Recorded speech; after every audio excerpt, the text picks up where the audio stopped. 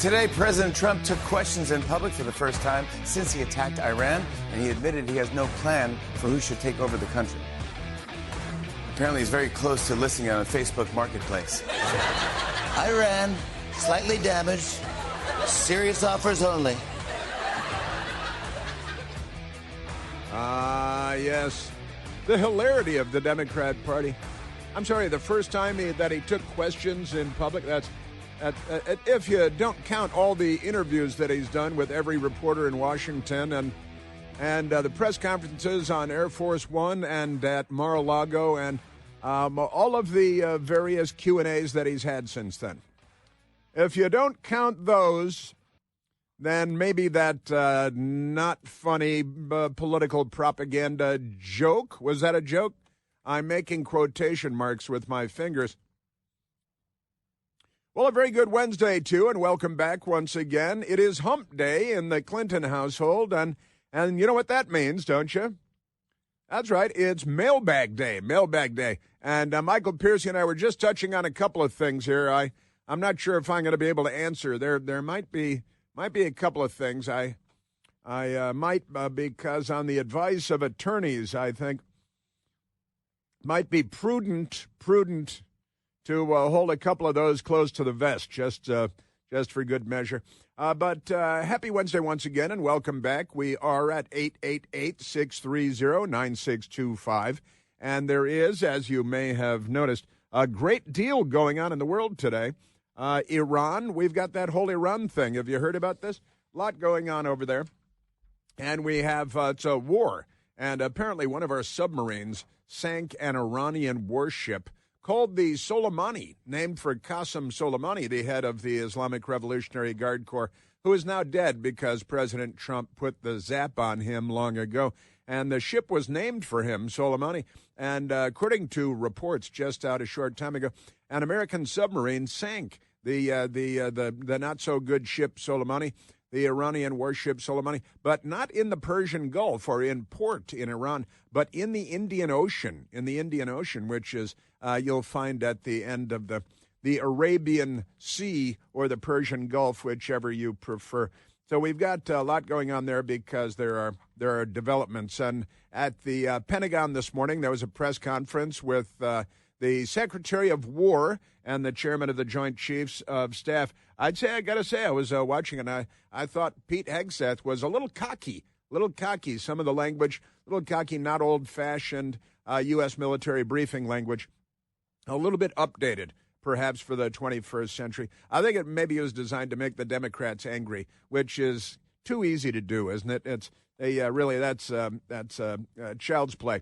Hey, how do you make the Democrats angry? Well, you don't really have to do anything. If the sun comes up again, they'll be furious about that. So we've got that going on. And also there were around the United States of America, a number of states, there were political primaries yesterday, kind of a big deal in Texas, a big deal for sure in Texas. We had the Republican primary for the U.S. Senate seat, currently held by Republican Senator John Cornyn, and running against him, the Republican Attorney General in the state of Texas, the Republic of Texas, Ken Paxton, and also Mr. Hunt was in the race too, in the hunt.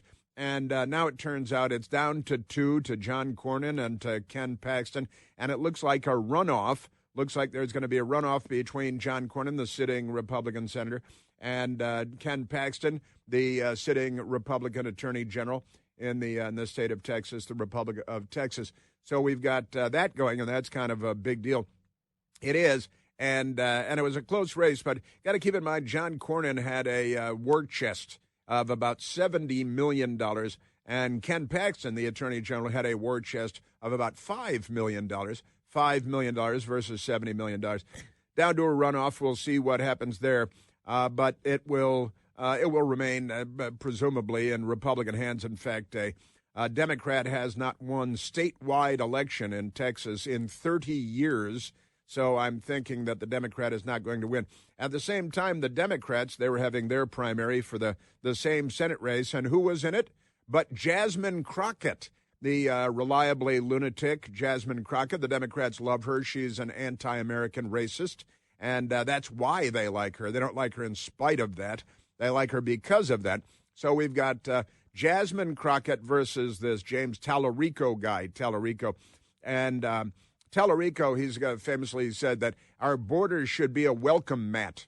This is what he said, the Democrat who's running against Jasmine Crockett, said our border, we shouldn't stop people at our border. There should be a welcome mat. We should wave 7 billion people into the United States to trample your children in school hallways and to steal everything you have and then probably kill you, because that's what James Tallarico wants. He's a radical lefty, open borders Democrat, of course. And our nation, our border should be, and he's a Texas guy in a twisted way, our border should be a welcome mat for every illegal alien. Isn't that amazing? But James Tallarico versus Jasmine Crockett yesterday, and it would appear that James Tallarico has won in the primary, the Democrat primary, against Jasmine Crockett, because I think even Democrats decided that Jasmine Crockett is a complete embarrassment to Western civilization and to democracies going back to Athens in, BC times. But never mind that. James Tallarico, he won apparently 53% of the vote. Jasmine Crockett, 45% of the vote. You have to exceed 50% of the vote to avoid a runoff, which has not happened in the Cornyn and Paxton Republican primary race for the Senate there. So there will be a runoff, and it looks like it'll be in May. So that slows things down a bit there. We've got that going in Texas, and also Congressman Al Green, not the great singer, but the Democrat congressman who he kind of ejected himself from the State of the Union address the other night with his everybody's a racist sign. And he's one of these third world prehistoric Democrats who shouldn't be respected as a member of Congress because he hasn't earned respect as a member of Congress. We've got that going. But it looks like he lost his primary race, although I have seen a couple of reports saying, I don't know, it's mighty close. The Democrats are still counting votes. They still like to count votes even weeks after Election Day. They don't believe in Election Day. They believe in something else altogether. Un-American, something very un-American. And Republican in Texas also, Dan Crenshaw, he lost his primary race. Dan Crenshaw, you may know him, former Navy SEAL, got an eye patch, lost an eye in combat, and people are rudely mocking his lost eye and his loss for in the primary, the Republican primary. But it looks like Dan Crenshaw lost in his primary race, and there are other political issues to get to as well. But there are, we've got war and peace, we've got politics, we've got radical Islamic jihad. The Democrats are on the side of radical Islamic jihad. Everything going on in Iran, very, very big deal. Also, they've got a guy in Virginia, a Democrat elected to the state Senate in Virginia. He's a jihadi, and the Democrats elected him. This guy, he wants to ban guns. And he's got, what does he have, like 17 different bills to ban guns. He wants to ban people saying bad things about Islam. That is outlaw Islamophobia, this guy. Where's he from? Bangladesh, I think. And he's a Bangladeshi, I think, American, and the Democrats got him elected to the Congress, and now he wants to ban what he calls assault weapons, ban lots of other guns. He wants to ban anyone being critical of Islam. What's to be critical of? Here's the video of the decapitations on the beach and of the hostages. But never mind. Then there's the attack on Israel October 7th. But pay no attention in the tunnels and all that. But never mind that. He wants to ban that too. Now he wants to ban memes on in the internet that you might text to people and stuff. And he wants to make them illegal because he's a fascist, and he calls himself a Democrat because he's a Democrat. That's the thing about him. So we've got that going in Virginia, and look out, Virginia! Don't make me wait. It's pretty amazing stuff. I've got to tell you and of course the Democrats are trying to redistrict Virginia so that they can steal the House of Representatives because Western practices are not really their way in 2026. So we've got a lot of that going on. Boy, do we have a lot of stuff going on. And again, it's Mailbag Day. It's Mailbag Day here on the Chris Plant Show because it's time for the bag with the mail, and we've got all that. So tons of fun, got to say.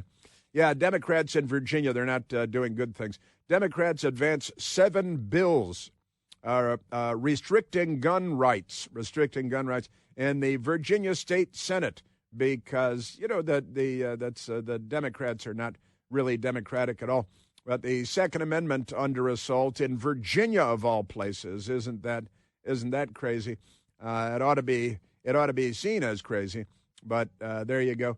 We've got that, and we've got this Democrat running in Maine, and this guy's a real piece of work. He's actually a veteran.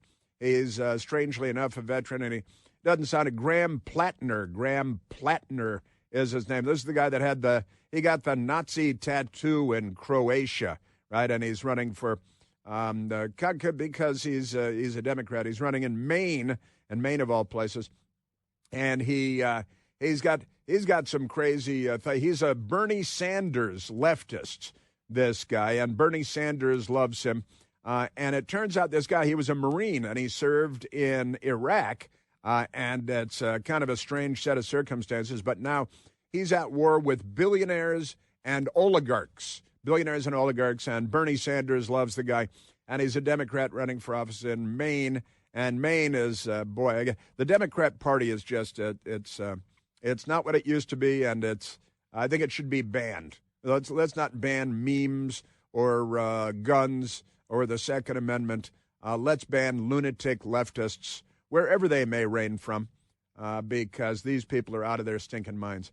Can I say out of their stinking minds? I think I can say that they're out of their stinking, ever-loving minds. Yes, sir.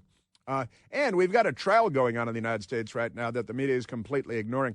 A trial having to do with a foreign national who, I think he's Pakistani, who came to the United States at the behest of Iran to assassinate Donald Trump and other American officials related to Donald Trump, because Iran loves the Democrats. They didn't send anybody here to assassinate any Democrats. They sent people here to assassinate Donald Trump and his associates. And now this individual, he's on trial. His name is Asif Merchant. Asif Merchant is on trial, and that's okay. While the U.S. fights a widening war in Iran, American prosecutors are airing claims that Iran's paramilitary Revolutionary Guard was entangled in a foiled 2024 assassination plot that eyed then-candidate Donald Trump as a possible target. What do you mean possible? What's up with that? The alleged scheme is at the center of a criminal trial that started in a federal court in New York last week. Media completely ignoring it because they're too busy getting ready for Luigi the Musical. They want Luigi the Musical to, isn't that amazing? So we've got that.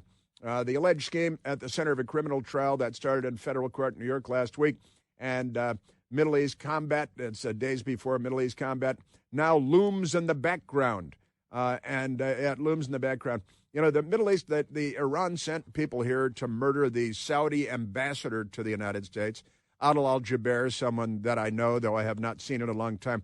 They were going to kill him at a restaurant in Georgetown, and that was going to be fine. That was going to be just fine. Yeah, Milano, Cafe Milano is where they were going to kill him in Georgetown. Very popular. The Clintons go there, and it's very popular and very expensive place in Georgetown. And they were going to kill. Why would the Saudi ambassador go to a cheap burger joint, Cafe Milano, and they were going to kill him there? But we've got that going. So we've got a lot to get to today, and not the least of which is Mailbag Day. We once again, we're at 888-630-9625, 888-630-9625. All right, we got a lot going. There's a hearing on Capitol Hill about fraud in Minnesota, and CNN, MS-13, DNC are both completely ignoring it because it's not good for the Democrat Party. In the meantime, let's go to the telephones at 888-630-9625. I want to clarify, it's true in Texas. To win the primary, you have to have 50% of the vote plus one vote, plus 50% of the vote plus one vote, depending on which Texas outlet you read, actually. But let's go to the telephones, Michael. Let's go to Matt, calling from St. Louis, Missouri. Matthew, you're on the Chris Plant Show. Hey, Chris. Hey, Matt. Happy Hump Day in Ayatollah. And a quick shout out to the voters of Texas and the people of Texas for ending St. Louis native Jasmine Crackpot's political career. But please keep her down there. We don't want her back. Yeah. But back to the Ayatollah. You've told us how fried zucchini tells us that the root surprise for these Islamic jihadi, so-called martyrs is they're going to get 72 virgins, but the root surprises are actually getting 72 raisins. Well, the Ayatollah had an even ruder surprise. He didn't even get 72 raisins. He only got one raisin, and that was General Dan Raisin Kane. So that was the bad news for him. I see where you're going with that now, and that is a soundbite that we love, as you know, Matt. That's fried zucchini on CNN with another like-minded genius. The Arabic word for virgin has been mistranslated. The original word that was used in the Quran was the word for raisin.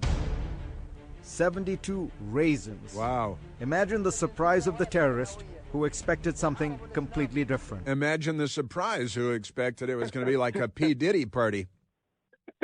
Yeah.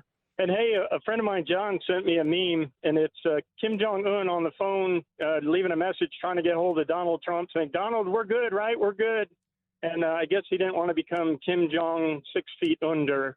So I got to tell you, there are big things going on in the world, Matt, and we don't know how all this is going to come out. We're going to have to stay tuned for our next exciting episode because this is Iran. This is a serious country, and you see that the son of the now deceased Ayatollah Ali Khamenei, the son of the now deceased Ayatollah, is apparently the front runner to take over from Dad. It's almost like the Democrats here in the United States, inheriting their congressional seats and governors' mansions and so on. And then there were reports this morning that the son had already been killed. But honestly, Matt, I don't think those reports are reliable enough to take seriously at this point. But we've got a war going on in the Middle East, and Donald Trump was the not-war president. That certainly can't be said anymore. This is a serious, serious matter.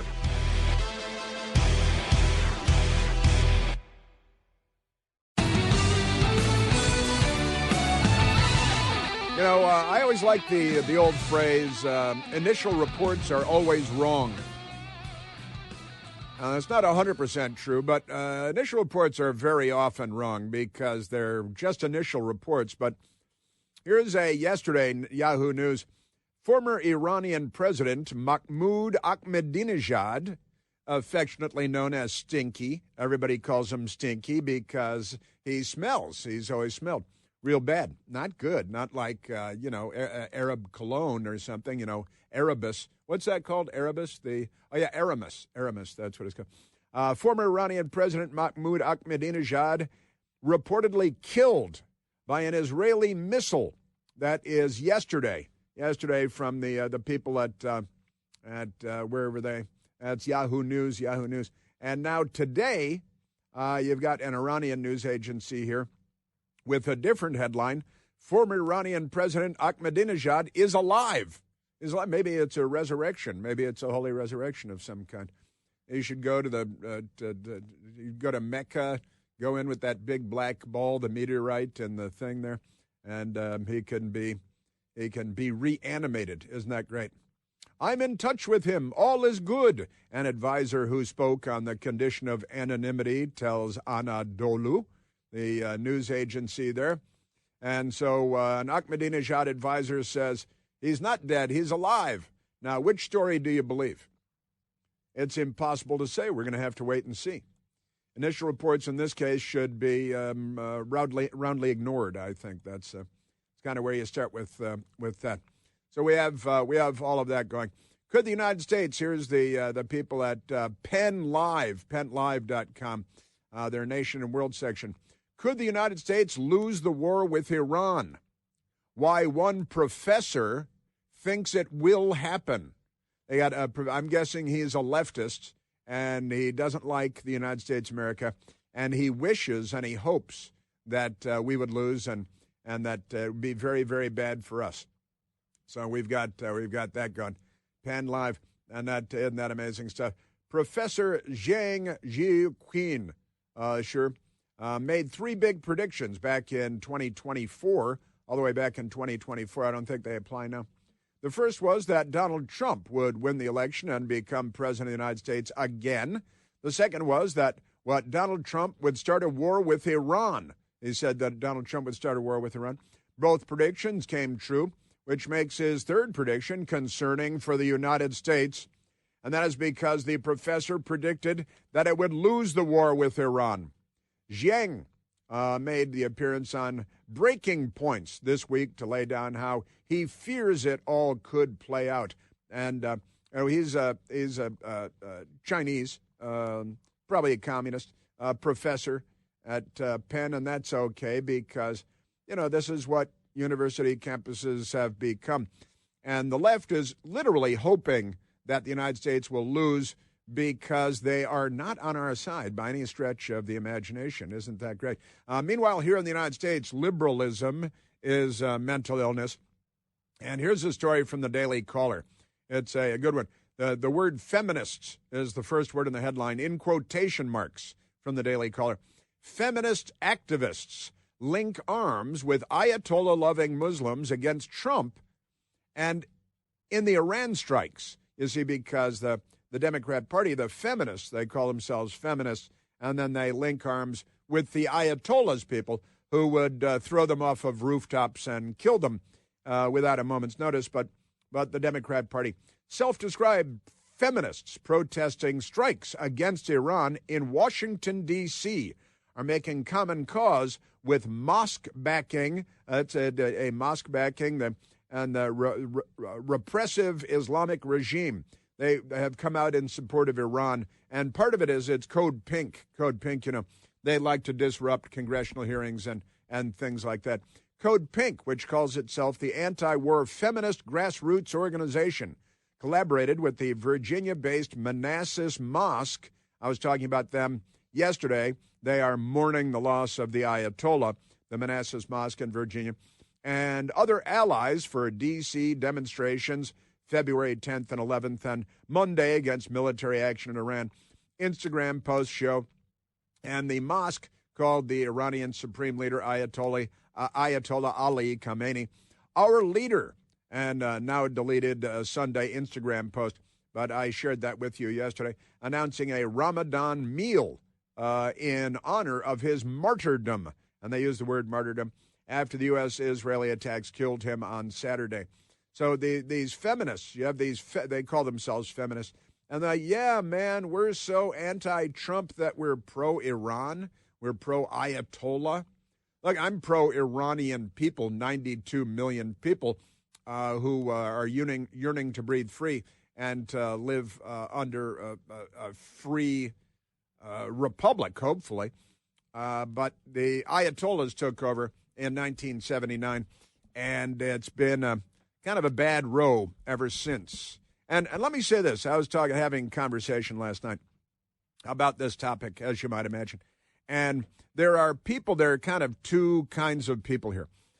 People that remember the 1979 takeover of the U.S. Embassy by the people that the media, I guess, called students, and the Islamists called students. But they were jihadis, and they took over the American Embassy violently. November 4th, 1979, attacked the U.S. Embassy, took hostages. At the end of 444 days, they took the embassy and the hostages November 4th, 1979, and they were 52 remaining hostages were released. Had a little help from Canada back then when Canada was still on our side. Remember that?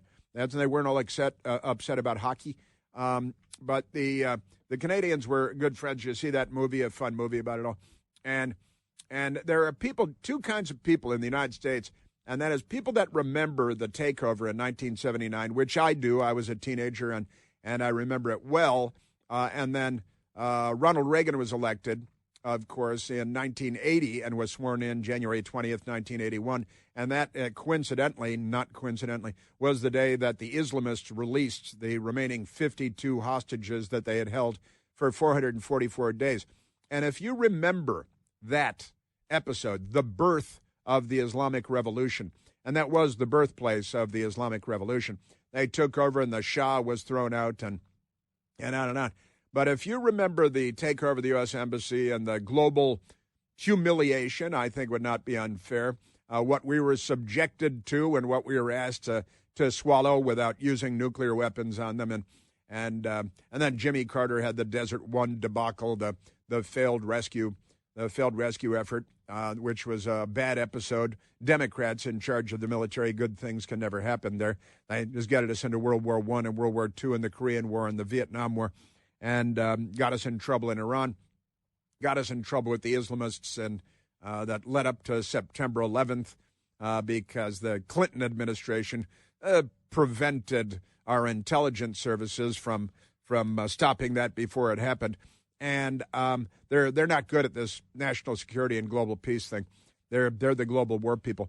But kind of a big deal. If you remember the 1979 through 1981 hostage situation with Iran, and you remember that period and Jimmy Carter and Desert One, that was a terrible, terrible time for the United States of America.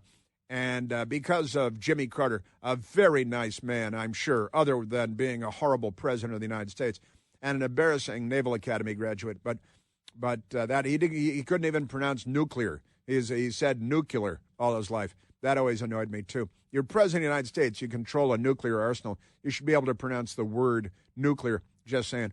But if you remember that period, then you may have a different sense. And then not too long later, the Marine Corps barracks bombing in Beirut, 241 Americans killed. The bombing of the U.S. Embassy in Lebanon. More Americans killed, and this terrorist regime that then fostered and funded forever, Hezbollah still do, Hamas, maybe they stopped a couple of days ago. Hamas, the Houthis, they attack Jews in Buenos Aires and blow up buildings and kill them in Buenos Aires because they're a global power with global reach when it comes to terrorism and murdering random people because they're Jews or whatever. So we got that, but there are those. If you remember 1979, 1980, 1981, then you probably have a different and I've got to say a more well-informed view of the Islamic Revolution and the Iranian regime than you might have if you were born in 1985 and you really didn't experience most of that. And as a kid, you see, oh yeah, they blew. And let me say this too. This kind of radical Islamic terrorism should not be accepted as normal.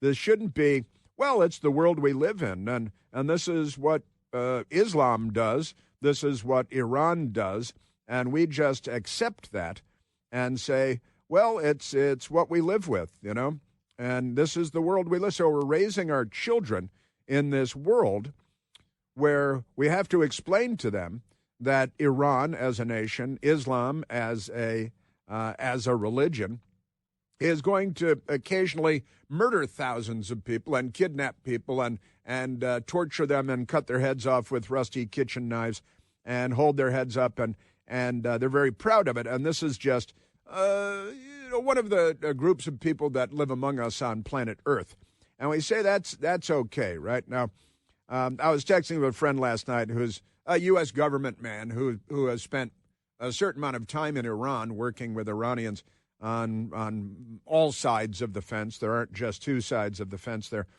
And one of the things he said is, trust me, there are millions of Iranians who despise the United States of America, millions of Iranians who really do hate the United States of America, raised on a steady diet of hatred of the United States, like Democrats here in the United States. But I was going back and forth with him, And say we're talking about how the Iranian missile stocks are allegedly dwindling and we're taking out their launchers and they're becoming less capable. Great. But you don't want a war that goes on forever and ever. And you got 92 million people. A few years ago, they sent out a call, said, who wants to volunteer to be a suicide bomber? And according to them, 76,000 people volunteered.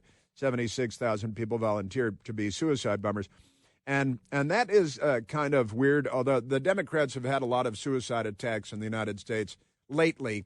The guy blowing himself up at the Trump Hotel in an Elon Musk cyber truck, and the people self-immolating, Democrats at the Israeli embassy in Washington. A Democrat self-immolated at the Supreme Court on Earth Day because he was angry about people putting smoke into the air. So naturally, he self-immolated because that made sense to him. We've had suicide attacks on Steve Scalise and Republicans on the baseball field in Alexandria, Virginia. Suicide attacks on President Trump, guy that shot him through the ear, Thomas Crooks, was taken out immediately by a counter sniper for the U.S. Secret Service. These are suicide attacks, make no mistake. Suicide attacks all over the place by the Democrats.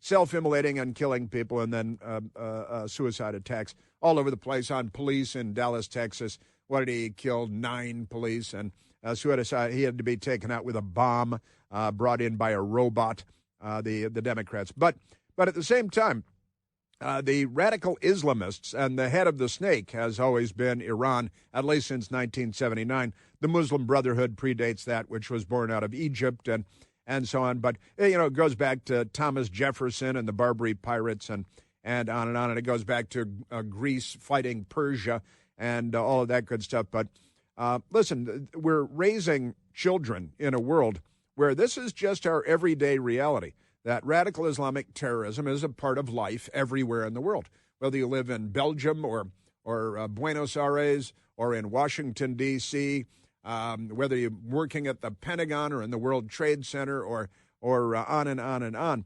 But I've got to say, there are real matters to be really concerned about when it comes to radical Islam, and the head of the snake being Iran, the great Satan, the real great Satan. It's kind of the old Soviet playbook that whatever they accuse you of is what they're doing themselves. But we can accept that and say, well, look, Islam is going to be radical and they're going to murder and kidnap and decapitate people. And we just have to raise our kids to grow accustomed to that and be comfortable with that, right? And that's where we are right now. That seems kind of ridiculous. And Muslims all over the world, I've been asking for 25 years, who's the head of the Muslim peace movement? And that's a prank question. There should be a laugh line after that, because the answer is nobody, and there never has been, ever. But that's okay. But we're going to sit idly by. This has been going on for 47 years in Iran. We're going to let it go on for a century? Oh, that was the century of radical Islam. And how many centuries is it going to take before Islam grows out of this? And the answer is nobody knows, and there's no reason to believe that they're ever going to grow out of it. Now, the civilized people of the planet Earth, of the civilized nations around the world, really shouldn't just accept the fact that this is a part of modern reality, and raise our kids, allow 92 million Iranians to live under the heel of the silky Persian boot of oppression placed on their necks by the Ayatollahs. We are the dominant culture on planet Earth, and we shouldn't sit around and say, well, this is the world we live in. What are we going to do about it? Well, let's do nothing. Let's go to Starbucks. Sure, people are going to be killed. People are going to be kidnapped and decapitated, and embassies will be overrun, and airplanes will blow up and crash into buildings. We should all just accept that because, hey, they've got a grievance too. Mohammed Mossadegh. See, it's all justified now. Ba. The reality is, and one of the things I traded with my friend last night who's done all kinds of interesting work in Iran, Persia, the Persian culture is a great and really cool culture. If only we could get it back, then the world would be a much more peaceful place, and a lot of people would live long and happy lives that might not otherwise.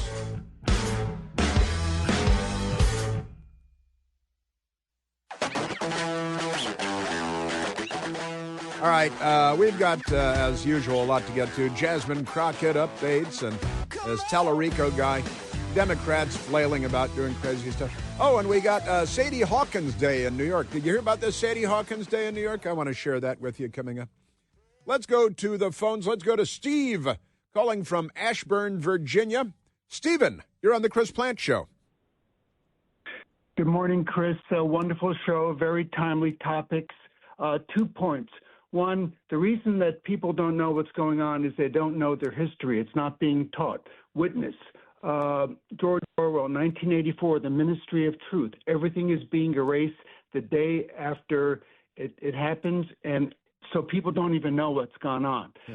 That's point one. Point two, I was in Beirut in 83 with the Navy, naval officer on one of the ships. I was with my Marine shipmates ashore all the time. Thankfully, I left just 3 weeks before then. I left a lot of shipmates behind. God bless them all. President Trump is not starting a war. He's ending it. He's not passing a bucket of trouble onto his successor, as any good leader should.